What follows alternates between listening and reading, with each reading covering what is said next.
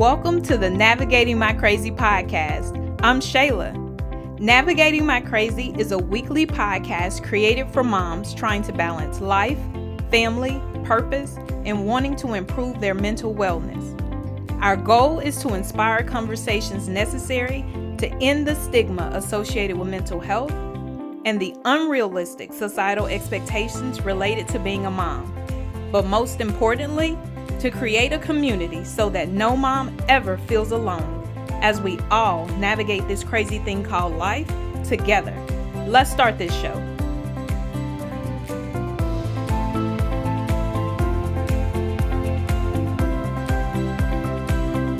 All right, this is part 2 in the marriage and mental health series of the podcast. This particular episode is called Happy Marriages Do Exist. And joining me in this discussion, I have Miss Pat Davis, who's also known as the Life is Good lady. Miss Pat is a retired registered nurse and a school teacher. She taught technical healthcare in the public school system for 26 years. Miss Pat has been married to her husband, Billy Davis, for 51 years. And they recently went viral with the post that she made about their anniversary in a lot of the marriage groups. So I was pretty excited to bring her in on this discussion. I feel that these days, that's one of the things that we don't talk about. We talk about a lot of the negative regarding marriages, and so many times we are overlooking the fact that happy marriages still do exist in this day and age. And so together, Miss Pat and Mr. Billy have 2 adult children and 1 grandson. So in addition to all of the things that she's done, she's also an author. Miss Pat has written a book called Life is Common Ground that can be found now on Amazon. And her second book will be available really soon. And it's called The 50-Year Love Story. And I'm definitely excited to read that story when it comes out. So thank you for being on the show, Miss Pat. Thank you so much for inviting me. I'm very excited about this, and I hope people can gain a little knowledge and a lot of hope for marriage. Yes, that is the plan, Ms. Pat. So no pressure. So let's just start it off. So how did you and your husband meet? We met in 1st grade. Wow. But I don't really remember him until we were in the same classroom in 4th and 5th grades. So I knew him then. He is not my high school sweetheart. I want to say that. My mother tried to hook us up for years, and I've often heard that parental disapproval is an aphrodisiac. I thought if my mother likes this boy, he has to be boring and safe.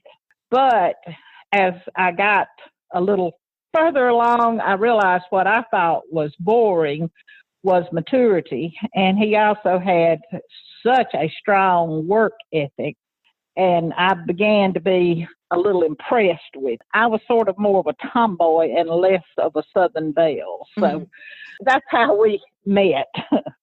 Okay, that's cool. So at what point in you guys meeting and dating did you realize that you wanted to be his wife? And what led to that realization? Well, I was in nursing school, and I was stationed in Birmingham at the University of Alabama in Birmingham. I came home for Christmas holiday.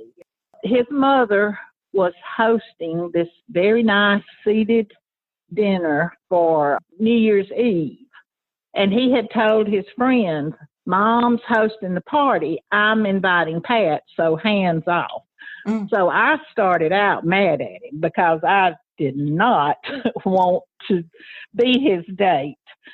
But we were paired up in a car with another friend of mine and her date, and we went out with a scavenger list. And I don't really know exactly what happened, but I thought, I like him better than I did in high school. I was stationed at Bryce Mental Hospital in Tuscaloosa. And I went back, and my roommate came in, and I was crying, and she said, what happened? What's wrong? I said, I think I've fallen in love with somebody from Luverne. I have no plans to go home, and I can't get him out of my head. Wow. But in truth, he was a man that I trusted and I respected him. He was a good fellow, and before long, I realized I loved him. But we made a promise, if either one of us changed our minds, that we'd tell the truth and not go through all this hurtful game playing. Right. I knew it because of trust, respect, and the bottom line is I started to love him. And then at Christmas of 1967, he gave me a ring and we were engaged. And I went back to UAB to finish my senior year. And oh my goodness, when my mother and his mother saw that ring, they got busy. There was, I was never bridezilla. The ceremony and the dress and all that did not matter. But oh, these mothers had a real good time.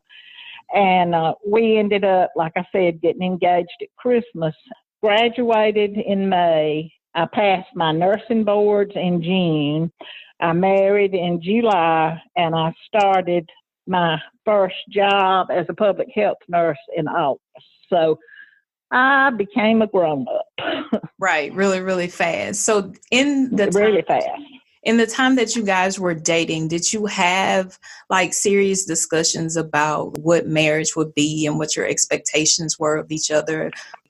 Yeah, we had discussions, but I will tell you as we get on into the conversation, nothing worked out as we had planned. So that's a caution for people. We had really kind of a year-long honeymoon. We had an apartment in Troy, so we were both away from home.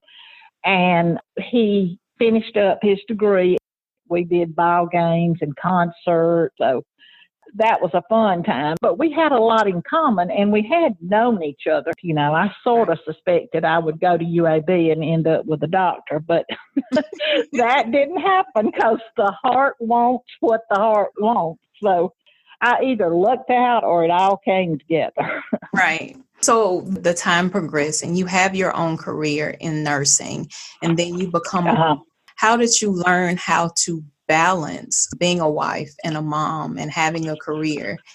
Well, I think one nice thing, we had 3 years before we had children. Mm-hmm. So we sort of lived that couple life.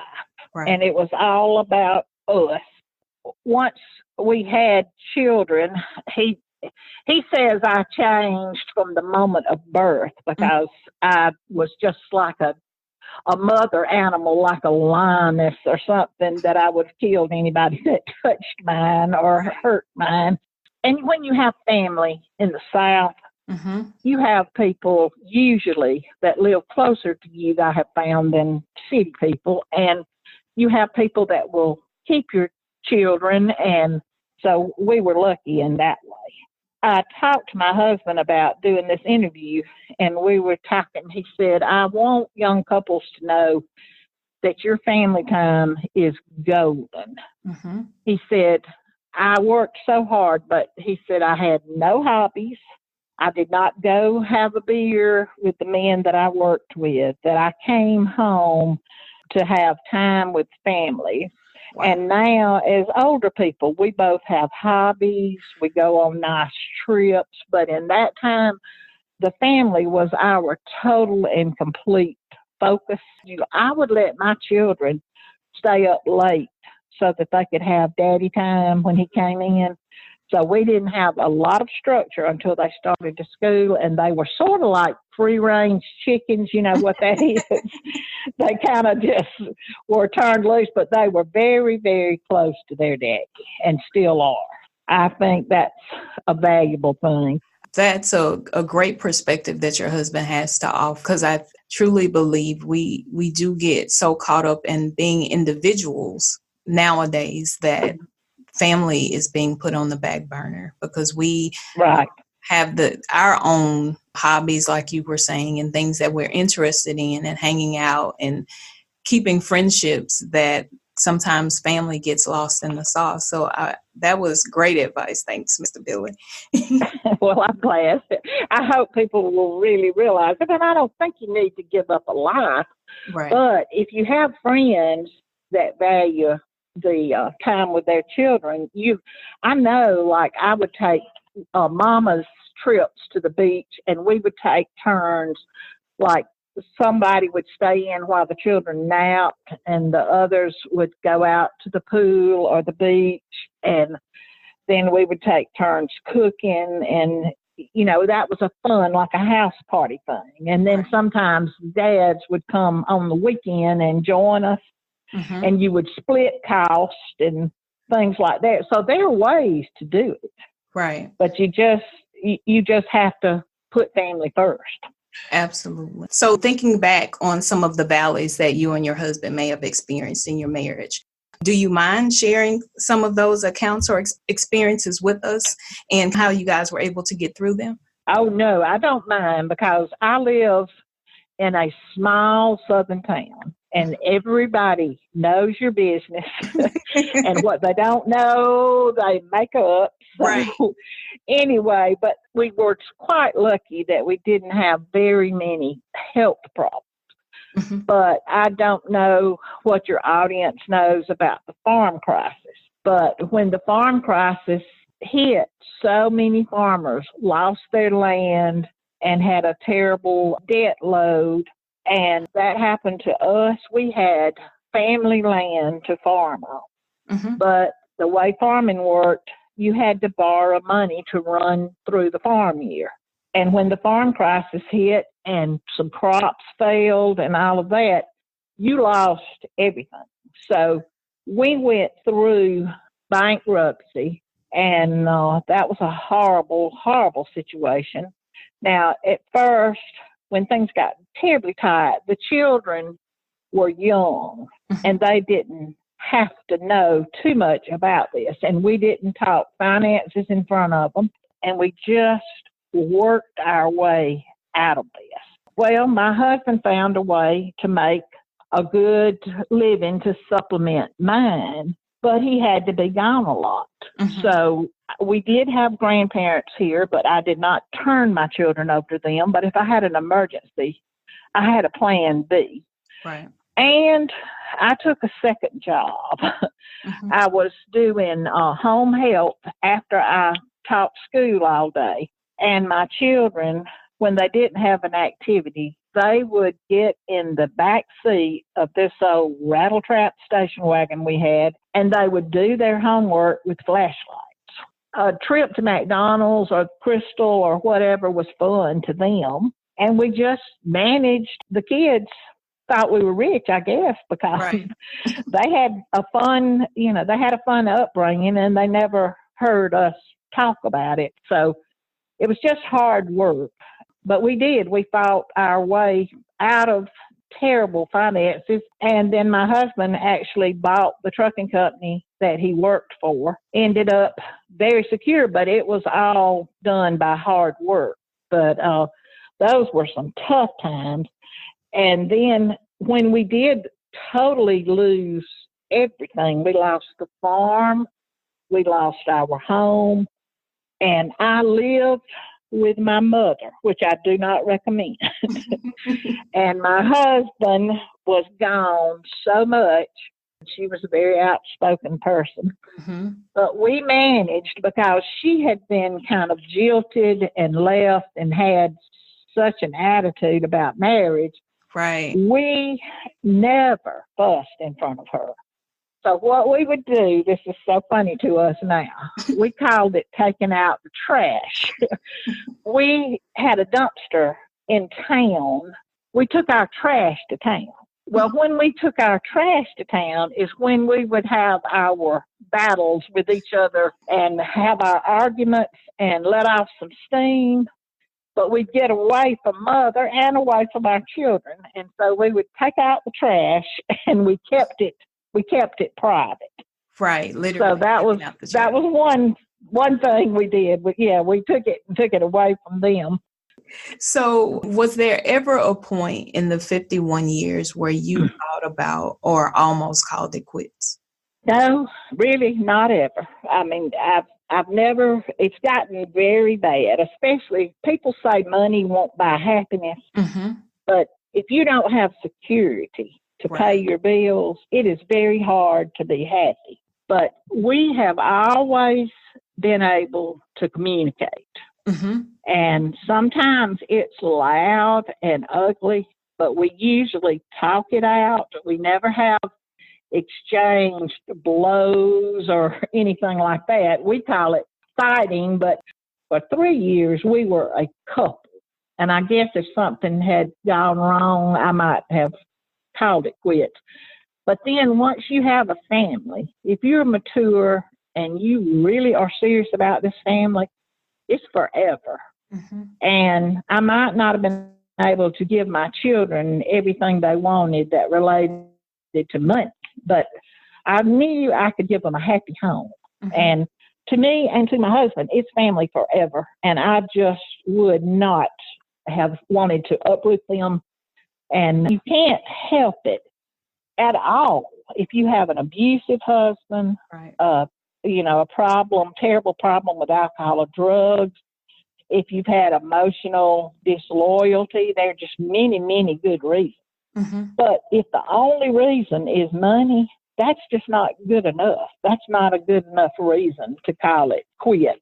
Sometimes you have a good month and a terrible month, or sometimes you may have a bad year, but just hang on to it and just wait and give it some time. And I always say, fight now and laugh later, because really, if you make a fool of yourself, in a little while it gets to be fun.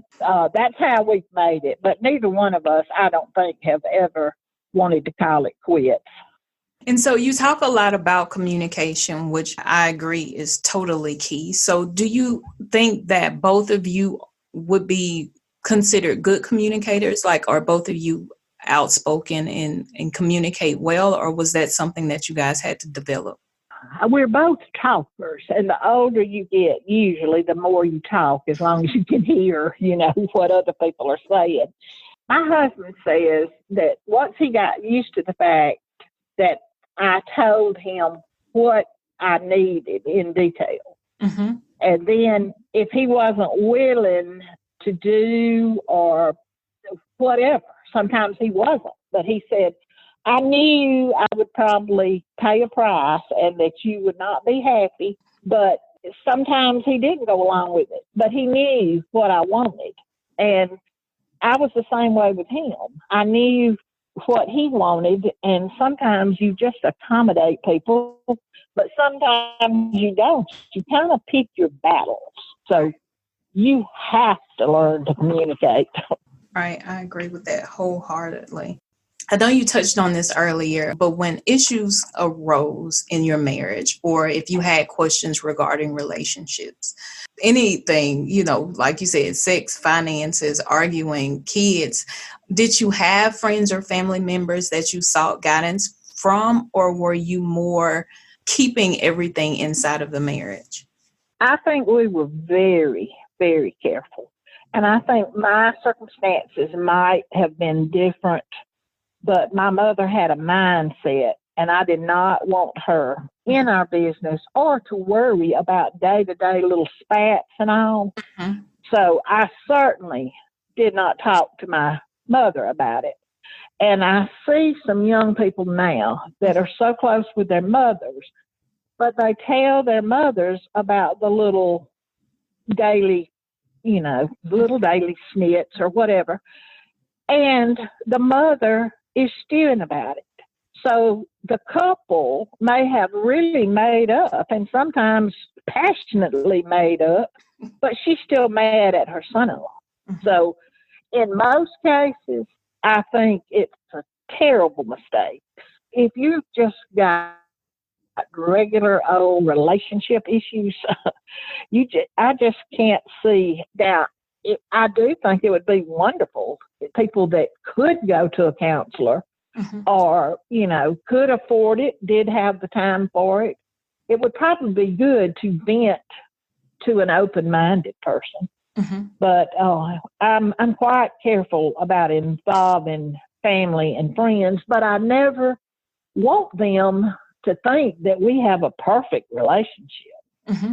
And I think I enjoy sometimes, and I try to make it humorous, but when I write on Facebook, Mm-hmm. I'll say that we tried to hang a Venetian blind together or shade, and we ran all the wildlife within a mile of our house away with our disagreements, and people say, "Oh, this makes me feel so much better. I thought you had a perfect marriage." I said, "No, we don't. We don't have a perfect marriage, and we get loud and we get mad, but then we get over it." And this may vary with your situation, but I'm very reluctant to involve family unless I were fixing to end a relationship and needed some support or something like that. But that's a kind of a tightrope if you get on that, and you might be sorry if you've shared too much. All right, so 51 years. Right. What do you attribute the longevity of your marriage to? Well, good communication skills, whether you have them or whether you develop them. And also humor, laughing about things. Laughing with somebody is just therapy. It's like you've taken a dose of medication or something. If you can laugh about it, you can make it. And there's a lot of laughing. Always been a lot of laughing in our house. And just total love of family, no matter what's going on. Just love of family. And then just the two of us, our married love, our couple love, and it does change as you get older. Mm-hmm. I have arthritis and use a walker and use a cane, and I need help with most anything that's physical. And he's there, and I don't think he really signed up. I don't know that you're paying too much attention to the vows when you take them, but whoever wrote the original vows about the sickness and health and richer and poorer, they knew what they were talking about. The bottom line is just we have a family, we love it, and we'll hang in there and do what we can. But I do tell the truth when I say at night when I hear my husband's pickup truck drive up and pull into the garage, my heart still has that little thump like it did when we were just kids. We're 20 years old. Wow. And I like the way he looks. He's a big old sort of Santa Claus looking fella, but I like the way he looks. I like the way he smells. I like the way he thinks. So that we got a lot in common, and we just kind of make our own happy. And he has always, I don't know where he got it, but he's so complimentary. If you have on just a new T-shirt that's a pretty color, or when I get my hair fixed or whatever, he always has something nice to say. And I've learned that from him. He's much more complimentary than a lot of men. So that's a thing that makes you want to hang around too. Right. And actually, you kind of touched on the next question with the notion of being in love. And I've been told that during a marriage, you fall in and out of love hundreds and thousands of times. When you were just talking about the butterflies, it just seems as if you have been able to maintain that. Or is it realistic that a couple falls in and out of love hundreds of times during the course of marriage? Oh, I do believe that. You start out, most people have a young, healthy man, and you are healthy, and you start your family. And then what you need when you really think is sort of mind-blowing. When you think maybe even as a teenager or in your 20s, and now people are waiting a long time, and you have second marriages and all.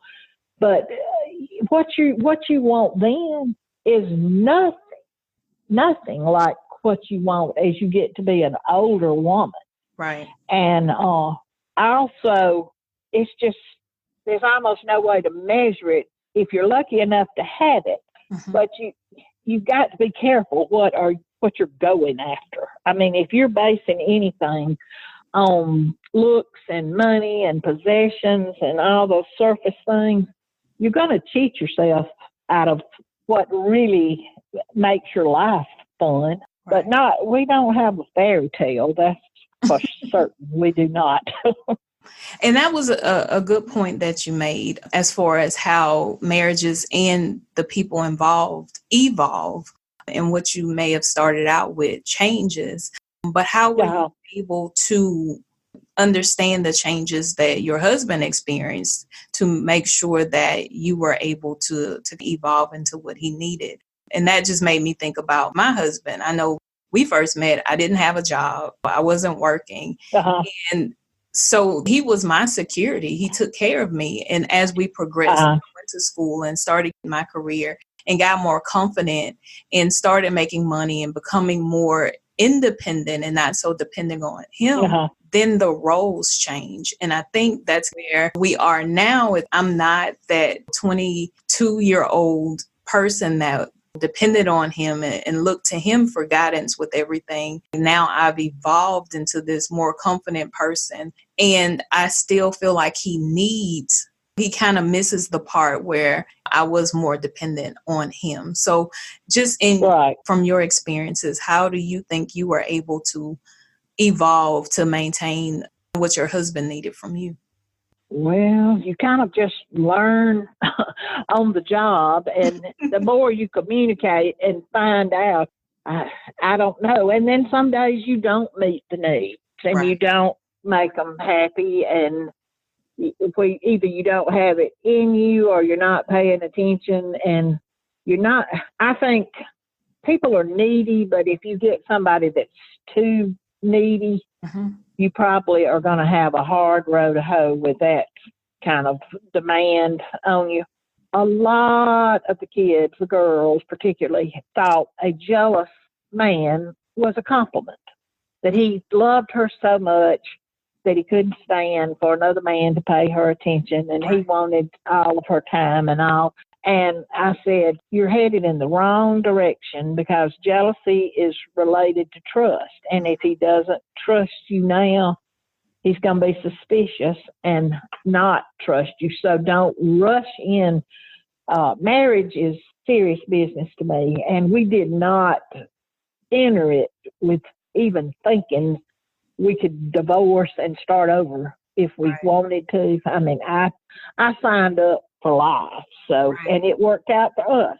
But now, if I had had some of the problems that we've talked about several times, I would never be judgmental towards somebody having to get out of a situation and having to do better for their children. Right. It's hard to always be all things to a person. I guess you just have to grow up. And so how were you able to maintain your identity? I do see a lot of times as moms and wives, we get lost in the identity of being someone's wife or being the kid's mom. So how were you able to maintain your identity as Miss Pat, being a mom and being a wife? I put a lot of things on hold, and I don't think everybody would recommend that. And also, I had really good workplace friends, and I've been retired about 14 years.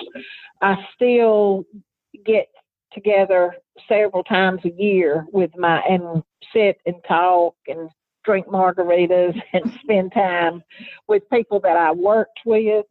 And I think working, you can still have a separate identity. Right. I feel like it must be harder if you're not working.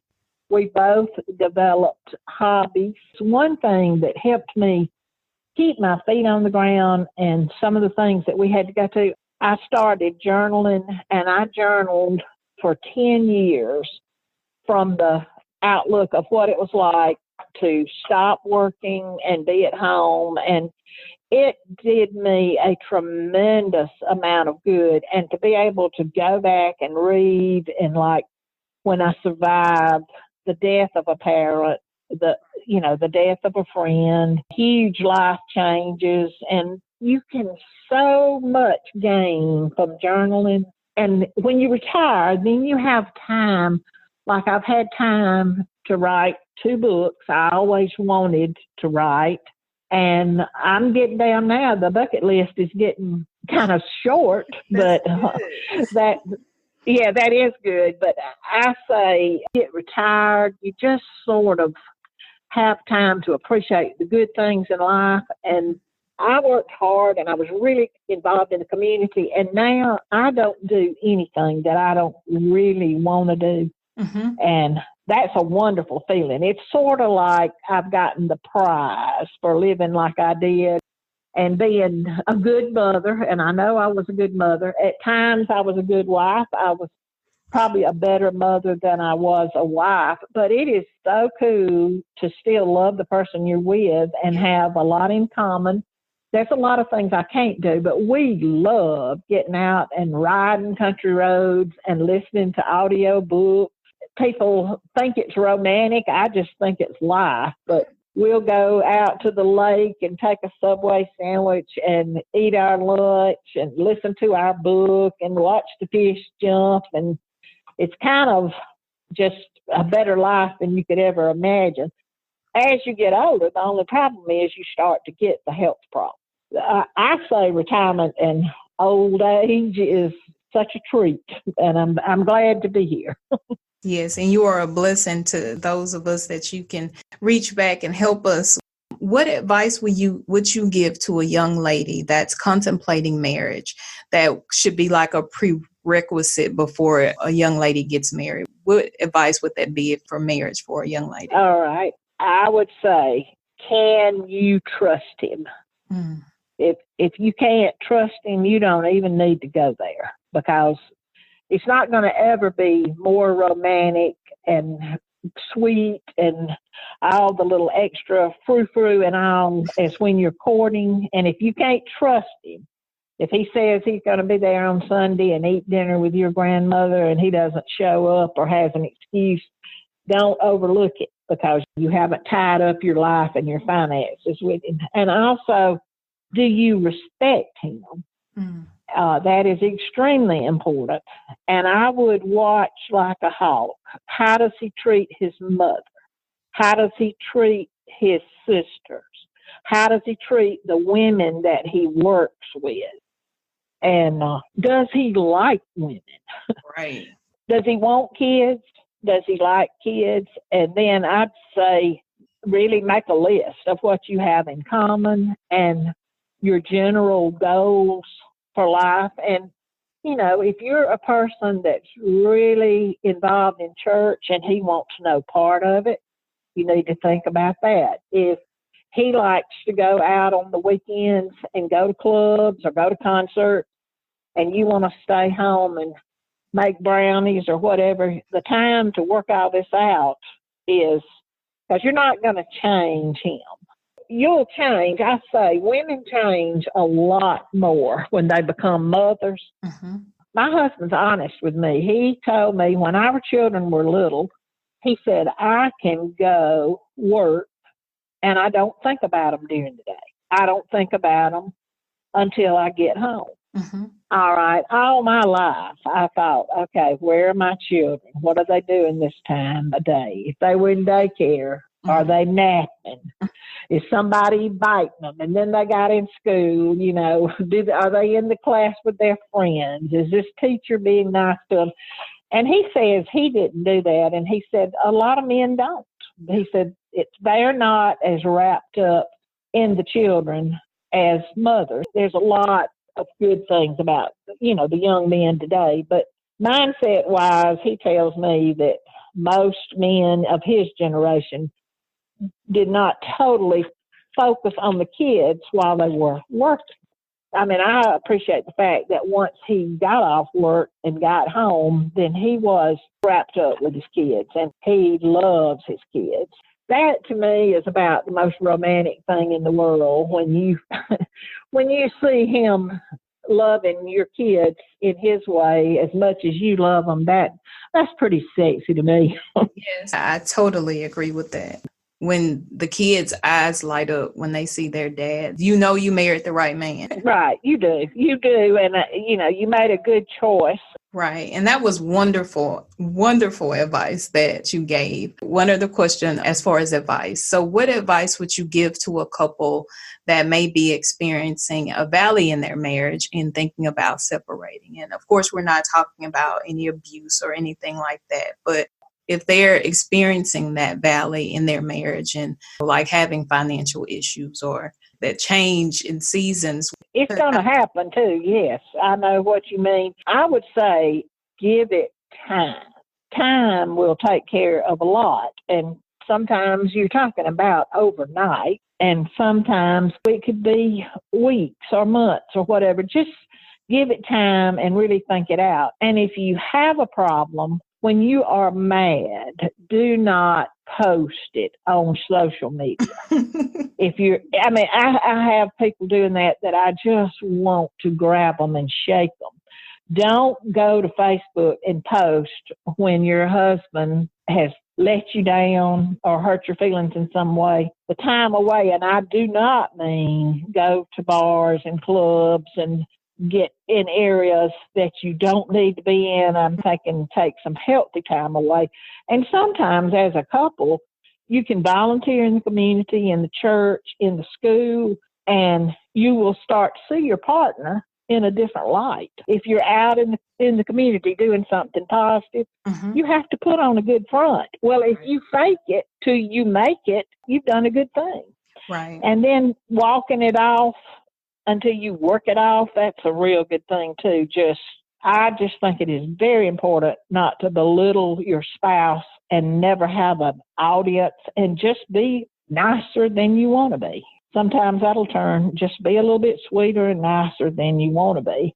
And when things calm down, that's the time that you can communicate and tell what you want, what you need, what you enjoy. And one little tactic that we have, we don't promote failure. In other words, when our anniversary's coming up, when my birthday's coming up, his birthday's coming up, and he does the same for me too, I will remind him, next week is our anniversary. What would you like to do? Do you want to go on a little trip? Do you want me to make reservations somewhere? Is there somewhere you want to go? And then so far as gift giving, a lot of times we just give each other a trip, or we go and I'll pay for one extravagant meal and he'll pay for one, and we sort of make it 50-50 that way. So he's never going to fail at a holiday. He's never going to pick me out some gift and try to please me and second guess what I want. So he said, I like the way we do things better, because he hears men talk about, my wife didn't like what I got her for Christmas, or I forgot our anniversary and I'm in the doghouse. Well, why would you promote the man not knowing when your anniversary is? Write it down and stick it on the table. Next week, we've been married 25 years or something like that. So you can promote success. Right. You don't need, and he feels better. He feels like a better man and a better husband. And when it's something that's coming up with the children, it's not a bad thing to punch up your spouse. Don't forget, this program is next week. It's just something you learn to do the longer you're together, and sometimes you just mess up. But it doesn't kill you to say, boy, I'm sorry I did that.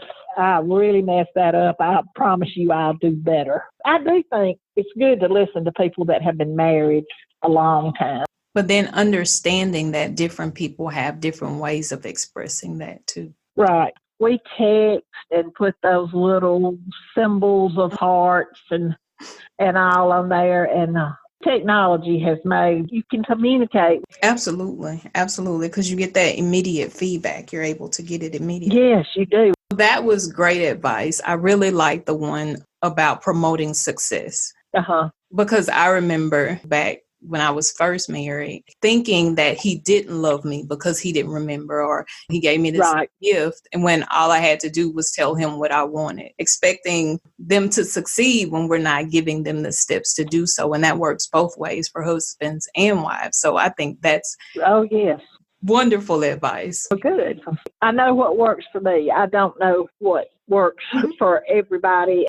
Just from what you're saying, the mutual respect and ability to communicate is the key to the success of your marriage. And I just want to thank you so much for doing this. It was like you were tapping on my shoulder, telling me something that I definitely needed to hear, because sometimes we just need those reminders of things that we just let slip to the side. Oh, yes. It's so easy. And everybody has their dark moment. But sometimes, I mean, if you just think about giving something time, I think that is sort of a secret, too. Just don't fly off the handle and call a lawyer and get your whole family involved.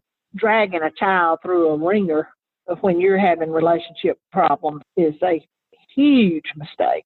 I think it can affect them for the rest of their lives. Absolutely. You just jump, and then you don't really consider all of the things that happens when you talk about divorce and all of the lives that are affected. And like you said, even mentally, emotionally, all of that, how it affects everybody involved. You just have to give it time. And sometimes there's just no way to work it out. It takes two. Absolutely. And you can't make somebody be what you need when you need it, but most of the time you have time. You really rushing into it could be your main mistake. Yes, that's great advice. Well, Miss Pat, thank you so much. I don't want to hold you any longer. You have been just like this whole big bucket of knowledge, and I appreciate you so much. I know that so many wives will get a lot of information, not just wives and husbands, or people contemplating marriage will be able to get so much benefit from the information that you've shared. And I look forward to the 50-year love story.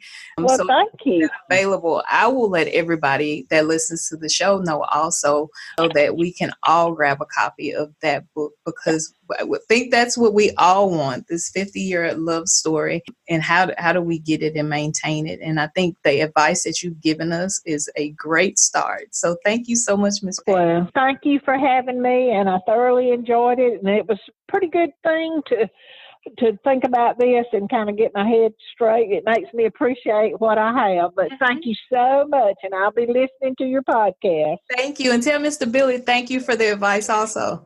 All right, I will. Thank you for listening to the Navigating My Crazy podcast. Don't forget to send all of your questions to questionswithans@navigatingmycrazy.com, or you can complete the form on our website at navigatingmycrazy.com/contact. Also, join the community and chime in on the conversations by liking and following Navigating My Crazy on Instagram, Facebook, and Twitter. Subscribe and rate us 5 stars on iTunes or your favorite podcasting platform. Moms, have a great week and get ready for our next Talk It Out Tuesday.